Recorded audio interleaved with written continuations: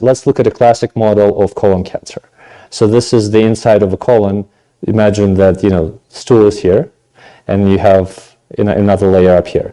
So we typically recommend a colonoscopy to screen for colon cancer every 10 years because we think that it takes about 10 years to go from here to there. For an average person, it takes about 10 years to have that development. So step 1, step 2, step 3. But it really depends on genes and exposure. So for some people, this process is going to be 2 to 3 years from here to there. For some people, it's going to be 30 plus years. It really depends where they live, how they eat, what genes they have, what else they're at risk for.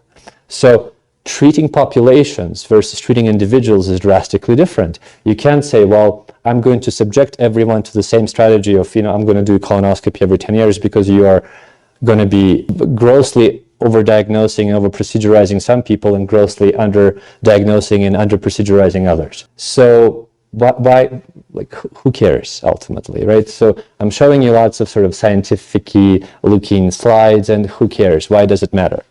Why does it matter to you?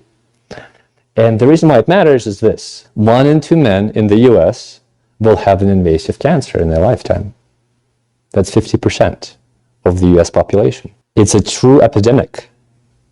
Women are more awesome, so it's 1 in 3. They're more advanced, they're usually more well-connected, and other than the sobering statistic, and since there are more women, I can speak with immunity, and I'm going to score some points as well here, right? Yes. But why 1 in 2 versus 1 in 3? Typically, women are healthier. It's not that they're genetically superior human beings, although some might argue that, but the relationship with lifestyle, with exposures, with how they relate is drastically different. And just that alone, not changing the genes any, changes the cancer rates from 1 in 2 to 1 in 3. Gives you a sense that, maybe it's not all in the genes. Maybe what we do and how the choices we make affect cancer rates. The microbiome is the composition of the gut. What bacteria reside in the gut? What percent of immune system resides in the gut?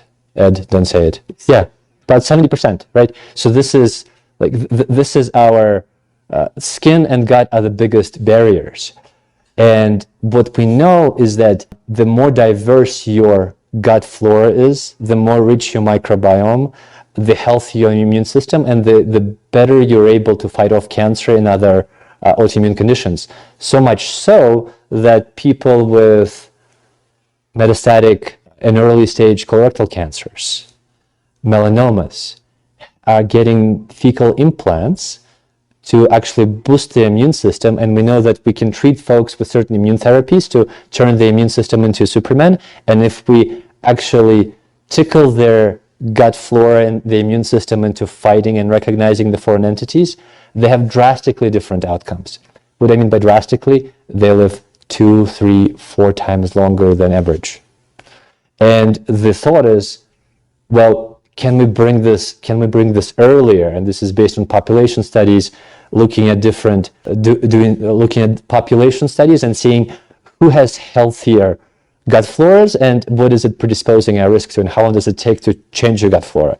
So population risks of Americans and Africans were done, and who do you think had a richer gut flora? Yeah, Africans, right? And then their diets were reversed, right? So the Americans would fed an African diet and the vice versa. And in 3 weeks, their gut signature changed.